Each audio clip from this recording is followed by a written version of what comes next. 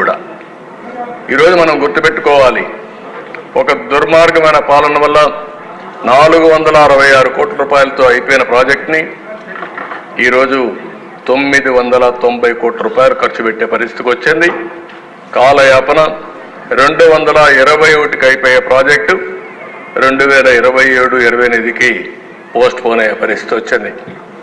Other projects అధ్యక్ష, ఆ రోజు మీరు చూస్తే పురుషోత్తపట్నం లిఫ్ట్ ఇరిగేషన్ 2,15,000 ఎకరాలు, బొడ్డేపల్లి రాజగోపాలరావు వంశధార 2,10,000 ఎకరాలు, హంద్రీ నివాసు జల స్రవంతి 1,93,000 ఎకరాలు, సర్దార్ గౌతల చెన్న తోటపల్లి 1,64,000 ఎకరాలు, శ్రీ కృష్ణదేవరాయ గాలేరు నగరి సుజల స్రవంతి 65,000 ఎకరాలు, కందుల ఓబుల్రెడ్డి గుండ్లకమ్మ 60,000 ఎకరాలు.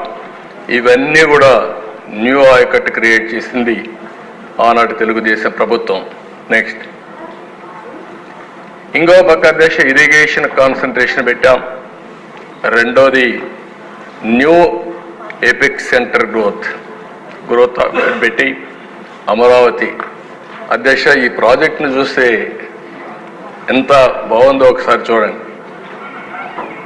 వరల్డ్ బెస్ట్ సిటీగా తయారైంది. ఈరోజు దేశంలో ఒక ఆస్పిరేషన్ ఉంది, కొత్త నగరాలు రావాలని. ఇప్పుడు వచ్చిన నగరాలన్నీ చాలా పూర్వం వచ్చినట్టు. ఆ రోజు హైదరాబాద్ సికింద్రాబాద్ 2 నగరాలుంటే నేను సైబరాబాద్ నగరాన్ని యాడ్ చేశాను. ఇన్ఫర్మేషన్ టెక్నాలజీకి ప్రాధాన్యత ఇవ్వాలని ఆ పేరు నేనే పెట్టాను. బిల్ క్లింటన్ వచ్చాడు, ఆ రోజు ఇనాగరేషన్ చేసే పరిస్థితికి వచ్చాం. ఈరోజు అమరావతి అధ్యక్ష, ఆ రోజు కానీ ఇదే స్పీడ్లో కానీ జరిగి ఉంటే ఆర్టిఫిషియల్ ఇంటెలిజెన్స్ సిటీగా తయారయ్యేది. Amaravati first letter A, last letter I. అక్కడ హైదరాబాద్, సికింద్రాబాద్, సైబరాబాద్. ఇక్కడ అమరావతి దేవతల రాజధాని, ఆర్టిఫిషియల్ ఇంటెలిజెన్స్ రాజధానిగా తయారై ఉండేది.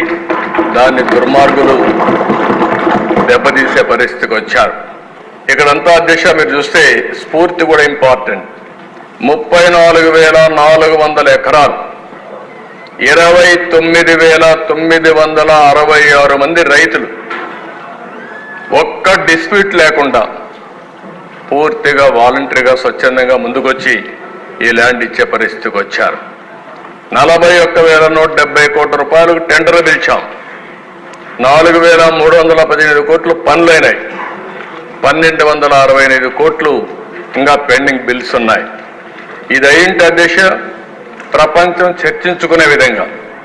ఒకప్పుడు హైదరాబాద్ని నేను ప్రపంచంలో ఎక్కడన్నా పోయినప్పుడు చెప్పేవాడిని, మీరు హైదరాబాద్కి రమ్మని.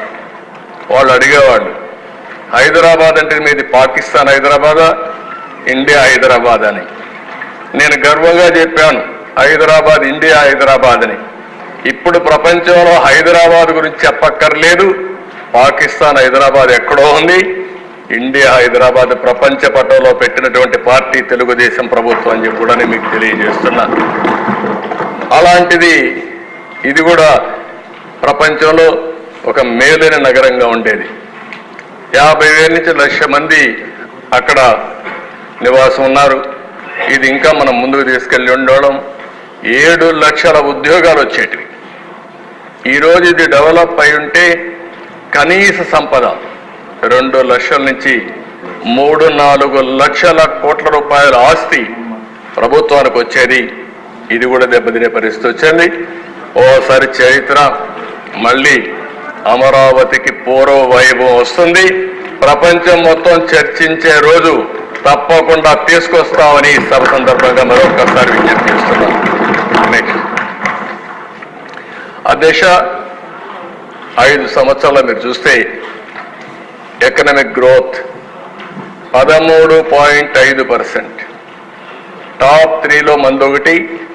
ఇంకొక మాటలో చెప్పాలంటే సమానంగా 13.5లోనే మనం ఉన్నాం. అంటే నెంబర్ 1గా చేయగలిగాం. Manufacturing 10% growth, all India 8.4%. Primary sector అంటే వ్యవసాయం అనుబంధం 16% ఇది చేశాం. అందులో కూడా దిశ అక్వాకల్చర్ 29.6% గ్రోత్ వచ్చింది. ఇంకో పక్కన దిశ 7,72,000 మందికి ఉద్యోగాలు వచ్చాయి. ఇంకో పక్కన స్టేట్ ఓన్ రెవెన్యూ గ్రోత్ మన ఆదాయం 13.2% పెరిగింది. దేశంలో second fastest among major states అన్నింటిలో కూడా మంది రెండో రాష్ట్రంగా ముందుకు పోయాం. పర్ క్యాపిటా ఇన్కమ్ గ్రోత్ ఇది అందరికీ చాలా ముఖ్యం. ప్రతి ఒక్కరికి తలసరి ఆదాయం పెరిగినప్పుడే మనం చేసే పనుల యొక్క ఫలితాలు తెలుస్తాయి. ఆ రోజు మనం 13.2% పెంచాం. ఆల్ ఇండియా లెవెల్లో 9.7%. అంటే ఆల్ ఇండియా కంటే మీరు చూస్తే 3.5% తలసరి ఆదాయం పెంచిన రాష్ట్రం మన రాష్ట్రం. ఆ రోజు తెలంగాణ కంటే కూడా ఆల్ పారామీటర్స్లో మనం ముందుకు పోతున్నాం. తెలంగాణ ఎందుకంటే బెస్ట్ ఎకో సిస్టమ్ ఉంది, ఆటో పైలట్లో ఉంది, వాళ్ళు ఎవరు డిస్టర్బ్ చేయలేదు. మనం దాంతో సమానంగా పోవాలని ఉద్దేశంతో వెళ్ళాం. స్ట్రాంగ్ ఫౌండేషన్ వేసాం. నెక్స్ట్ అక్కడి నుంచి దిశ అది గత చరిత్ర 19 ప్రారంభమైంది. మీరే చూస్తారు, దాచితే కూడా దాచలేము. అలాంటి ఫిగర్స్ అన్ని మీరు చూస్తే చాలా అధ్వానమైన పరిస్థితిలోకి వచ్చాం. నెక్స్ట్ ఇక్కడ మీరు చూసినప్పుడు decline in agriculture, service sector. ఈరోజు ఇక్కడ మీరు చూసినప్పుడు వ్యవసాయం 16% CAGR పెరిగితే ఇక్కడికి వచ్చే కొద్దికి 10.3%. అంటే 5.7% వ్యవసాయ గ్రోత్ రేట్ తగ్గిపోయింది 5 ఏళ్లలో. 5.7% అంటే రైతులకు ఎంత ఆదాయం తగ్గింది, రైతులకు ఏ విధంగా అప్పులు పెరిగాయి, దీన్ని బట్టే మనకు అర్థమవుతుంది. నువ్వు కూర్చో. అదే సమయంలో సర్వీస్ సెక్టర్ దిశ 11.9 పెరిగితే మళ్ళీ 19-24లో 9.9, 10.9, 11.9 నుంచి 11.9 నుంచి 9.9 అంటే 2% తగ్గిపోయింది. ఓవరాల్గా దేశ గ్రోత్ రేట్ చూస్తే 13.5% ఆ రోజు పెరిగితే 10.5%కి వచ్చాం. అంటే 3% తగ్గాం.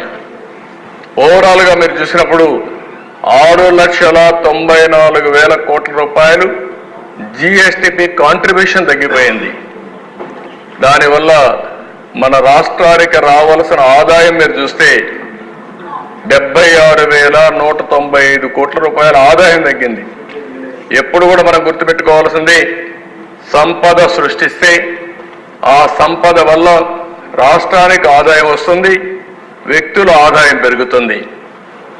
అదే మరి ఇంకొక పక్కన చూస్తే ఒకవేళ కోవిడ్ లెక్కేసుకున్నా 52,197 కోట్లు వచ్చేది. నెక్స్ట్ ఇక్కడ కొన్ని విషయాలు మీరు చూస్తే అధ్యక్ష, ఎందుకు ఇది జరిగిందని చూసినప్పుడు power cost due to short term power purchase ఒక్క దాంట్లోనే 12,250 కోట్లు అదనపు బర్డెన్ పడే పరిస్థితి వచ్చింది. ఒక్క ఇల్లీగల్